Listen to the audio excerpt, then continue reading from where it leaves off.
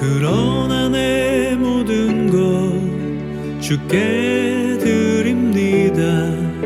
사랑으로 안으시고 날 새롭게 하소서. 주님만 내게 주소서. 내 아버지 주님만 내게 주소서. 나를 향하신 주님의 뜻이 이루어지도록 주님만 내게 주소서. 보소서 주님, 나의 마음은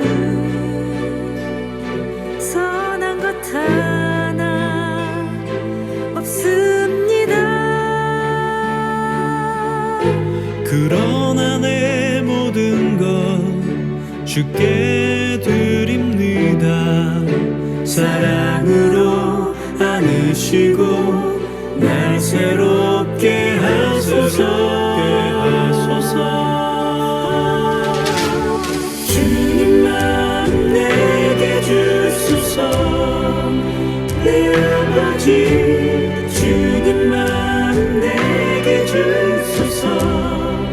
나를 향하신 주님의 뜻이 이루어지도록 주님만 내게 주소서.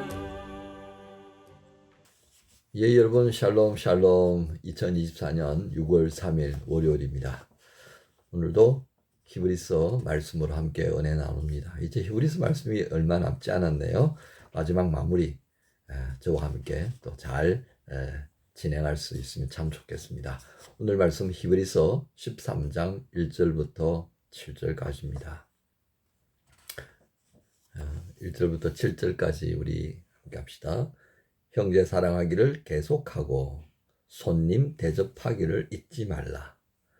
이로써 부지 중에 천사들을 대접한 이들이 있었느니라. 너희도 함께 갇힌 것 같이 갇힌 자를 생각하고 너희도 몸을 가졌은즉 학대받는 자를 생각하라. 모든 사람은 결혼을 귀히 여기고 침소를 더럽히지 않게 하라. 음행하는 자들과 가늠하는 자들을 하나님이 심판하시리라. 돈을 사랑하지 말고 있는 바를 족한 줄로 알라. 그가 친히 말씀하시기를 내가 결코 너희를 버리지 아니하고 너희를 떠나지 아니하리라 하셨느니라. 그러므로 우리가 담대히 말하되 주는 나를 돕는 이시니 내가 무서워하지 아니하겠노라. 사람이 내게 어찌하리요 하노라. 하나님의 말씀을 너희에게 일러주고 너희를 인도하던 자들을 생각하며 그들의 행실의 결말을 주의하여 보고 그들의 믿음을 본받으라. 아멘.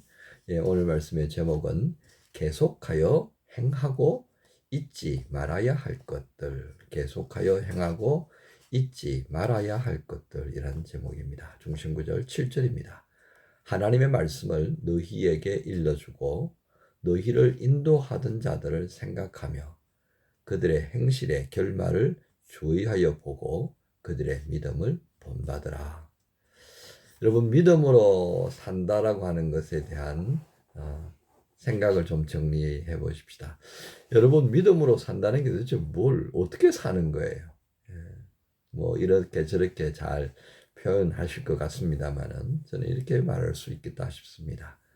예수 그리스도와 함께 살 것을 결심하고 그런 삶의 태도를 유지하는 것. 예수 그리스도와 함께 살 것을 결심하고요. 그렇게 살아갈 삶의 태도를 유지해 나가는 것. 이렇게 하는 것이 믿음으로 사는 것. 뭐 이렇게 표현할 수 있지 않을까 싶습니다. 뭐 여기에 대한 이제 부연 설명은 꽤 많아지겠습니다만은 그렇게 간단하게 표현하겠습니다. 그래서 오늘 계속해야 될 것을 말씀을 통해서 강조하고 있는 겁니다. 예수와 함께 살기 위해서 우리가 뭘 오늘 해야 하느냐 그 말이죠. 오늘 말씀에 보니까 13장 1절부터 형제 사랑을 계속하고 손님 대접을 하고 그 손님 대접을 잘 하다 보면 나도 알지 못하는 가운데 부지 중에 천사를 또 대접하는 그런 경우도 있더라는 거죠. 이 예가 이제 아브라함이요. 그 창세기 18장에 보면 소돔과 고모라를 이제 망하게 진노하시는 그 하나님의 그 진노하심을 이제 준비하기 위해서 소돔과 고모라로 가는 이 하나님의 천사들이 이제 아브라함의 장막 주변을 지나갈 때 아브라함이 바로 그들을 대접하고 그렇게 해서 소돔과 고모라를 심판하러 가는 길에 대한 소식을 듣게 되는 바로 이 장면에 해당됩니다. 그러니까 그 말은 이 아브라함이 나그네들을 대접하는 일에 참 열심을 가졌던 사람이었다. 이렇게 볼 수 있는 거죠. 그러니까 우리가 그렇게 나그네를 잘 대접하면요, 이게 복을 받는다는 얘기도 되겠습니다. 천사를 대접하는 게 이게 마음으로 할 수 있는 일이겠습니까? 자, 그뿐만 아닙니다. 3절에 보면 갇힌 자를 또 생각하고 그들을 위해서 또 뭘 할 수 있다면 그것도 참 멋있는 일이다. 복된 일이다. 왜요? 예수님께서 하셨고 또 하시려고 하는 일이거든요. 이게. 그래서 마태복음 5장에 보면 예수님께서 팔복에 가는 말씀을 하시잖아요. 그죠? 그 팔복에 있는 가운데도 애통하는 자와 함께하는 자, 하나님의 의를 위하여 핍박받는 자, 그런 내용들이 이제 뭐라는 얘기입니까? 바로 오늘 1절부터 시작해서 쭉 이어지는 말씀에 해당하는 것입니다. 또 4절에 보니까 결혼을 귀하게 여겨라. 우리 젊은이들은 이 말씀 들으면 어떤 생각이 들지 모르겠습니다. 다들 결혼을 늦추려고 하는데요. 오늘 말씀은 결혼을 귀하게 여기라는 겁니다.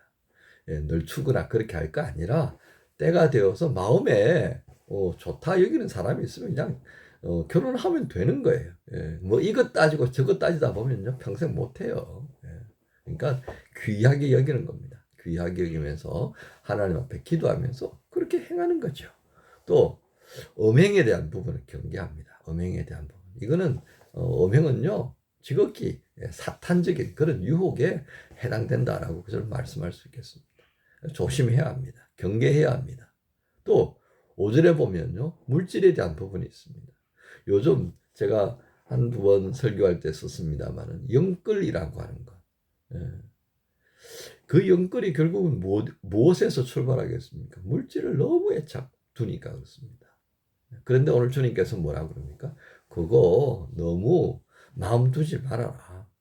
지금 내게 있는 것으로 족한 줄로 여기고 살면 되고요. 또 하나님이 필요하시면 우리에게 더 주신다는 건 여러분 알았으면 참 좋겠습니다. 그래서 오늘 여기 그런 말씀 하시잖아요. 5절 후반부에 내가 결코 너희를 버리지 아니하고 너희를 떠나지 아니할 것이다. 여러분 여기 5절까지 있는 말씀을 정리하면 결국 어떤 내용입니까?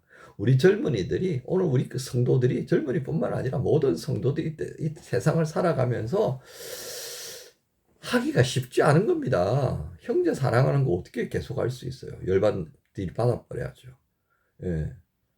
내가 마음에 안 들면 안 된다고 하는 시대가 됐잖아요. 그죠? 나하고 생각이 조금이라도 안 맞으면 결코 협조 안 하죠. 그죠? 여러분들은 아닌 것 같기도 하고요. 조심하셔야 됩니다. 정말. 이게 세상에서 보여지는 모습들입니다. 우리가 모임을 해보면 알잖아요. 모임을 하다 보면 저 사람이 있음으로 인해서 이 모임이 참 잘 된다라고 하는 것을 경험할 때가 있는가 하면 그 사람으로 인하여서 모임이 계속 브레이크가 걸리는 거죠. 그러면 어떻게 되겠습니까? 결국은 나도 마음이 상하고 너도 마음이 상하는 지경에까지 이르게 됩니다. 여러분 우리가요 나 같은 마음을 가진 사람 아무도 없습니다. 나와 같은 수준을 가지고 있는 사람 아무도 없어요. 그래서 형제 사랑하기가 얼마나 힘든지 모릅니다. 그런데 형제 사랑할 수 있는 길이 하나 있어요. 뭐냐면요 맞추어 주는 겁니다. 무슨 이유로요? 우리가 그리스도 안에 있으니까요. 그리스도께서 기뻐하시는 그 뜻을 위하여서 맞추어 가는 겁니다. 내게 맞추고요 너에게 맞추려고 그러면요 이게 기분이 안 좋아요. 그런데 주님께 마음을 두고 주님께서 뭘 원하시는지 그걸 생각하면서 거기에 기준을 두고 우리가 서로 맞추어 가면요 모두가 행복해지게 됩니다. 우리가 이런 부분으로 형제 사랑 지속하지 않으면요, 방법이 없어요. 방법이. 예. 왜요? 우리의 본능은 항상 다고 하는 거머리 같은 인생들이거든요. 그래서 오늘 우리에게 주님께서 이런 우리의 모습을 보면서 위로하시는 말씀을 해주시는 거예요. 6절에 우리가 담대히 말하되 주는 나를 돕는 이시니 내가 무서워하지 아니하겠노라. 사람이 내게 어찌하리요. 여러분 그렇습니다. 형제 사랑하는 것도 손님 대접하는 것도 어떤 이유로 갇혀있는 사람을 돌보는 것도요. 결혼하는 것도요. 음행의 문제도요. 돈에 관한 부분에도요. 우리가 능히 할 수 있는 게 얼마나 됩니까?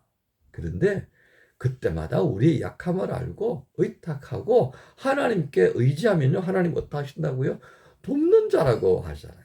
바로 그걸 우리에게 일깨워 주는 겁니다. 계속하여 행하고 잊지 말아야 할 것들이 참 버거운 겁니다. 그런데 그것을 할 수 있는 첫 번째 비결은 어디에 있다? 하나님께서 우리를 돕는 자다. 바로 그 돕는 하나님 앞에 우리가 기도하는 이 능력을 주셨잖아요. 이 복을 주셨잖아요. 두 번째입니다. 자, 또 하나 우리가 어떻게 하라는 것입니까? 자, 7절에 하나님의 말씀을 너희에게 일러주고 너희를 인도하던 자들을 생각하며 그들의 행실의 결말을 주의하여 보고 그들의 믿음을 본받으라. 여러분 성경에 있는 이 사람들, 이 믿음의 사람들을 우리에게 보여준 까닭이 무엇이겠습니까? 힘들고 어려운 삶의 자리에 있었던 사람들입니다. 자기 것을 손해보아야 했던 사람들의 모습입니다. 바로 그들을 하나님께서 귀하게 여기고 마지막에 그들의 삶이 어떻게 되었는가를 주목해 보십시오.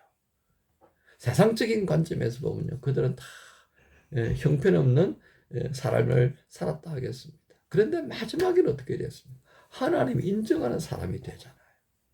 요한계시록의 마지막 새하늘과 새 땅이 임하여질 때 그들이 어떻게 환영을 받는가를 주목하십시오. 우리 주일날 그렇게 말씀했지 않습니까? 우리가 하나님께 마음을 두지 않고 이 세상에 마음을 두고 살다 보면요, 땅과 하늘의 것이 흔들릴 때 모든 게 다 날아가 버린다 그랬지 않습니까? 하나님은 이 모든 것을 태워버리시는 불과 같으신 분이다. 그 하나님이 싫어하는 것을 우리가 자초하며 그렇게 살아가면 뭔가 잘 될 줄 알았는데, 거역하고 불순종하면 잘 되는 줄 알았는데 마지막에 어떻게 된다고? 홀레당 타버린다고요. 그것 기억하려고 하는 것 아니었겠습니까? 그래서 감사하고, 그래서 경건함을 가지고 하나님을 두려운 마음을 가지고 섬기며 살아가는 것이 오늘 우리 성도의 모습인 겁니다. 그래서 오늘 우리가 읽었던 13장 7절의 말씀도 그렇습니다. 그 하나님의 사람들의 마지막을 보면서 우리의 이 모습을 좀 추스려 앉는 거예요. 방만해지고 너무 가볍게 되어지고 나 중심으로 가려고 하는 이 모습을 추스리고 또 추스리고 또 추스리면서 기도하면서 하나님이 기뻐하시는 일에 우리가 마음을 두고 가는 거예요. 그 사람들이 받았던 하나님으로부터의 상급, 칭찬, 환영, 그 모습은요, 장차 마지막 때에 나에게 주실 하나님의 약속의 모습이기도 하다 그 말씀입니다. 이러한 일을 하는 데 있어서 공동체가 참 중요하죠. 이 땅에 사는 날 동안 공동체를 통해서 우리가 위로받고 격려받고 그렇게 살 수 있으니까요. 매우 힘든 세상이 매일매일 우리를 기다리고 있습니다. 무언가 새로운 것을 시도하려고 할 때마다 장애가 되어지는 것이 사람들이고요, 세상의 모양입니다.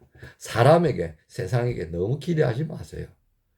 계속하여 행하고 잊지 말아라 라고 당부하시는 주님의 말씀이 이유가 있다는 거예요.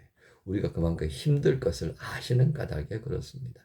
근데 그것을 다 뛰어넘고 하늘의 지성소로 예수님께서 들어가셨잖아요.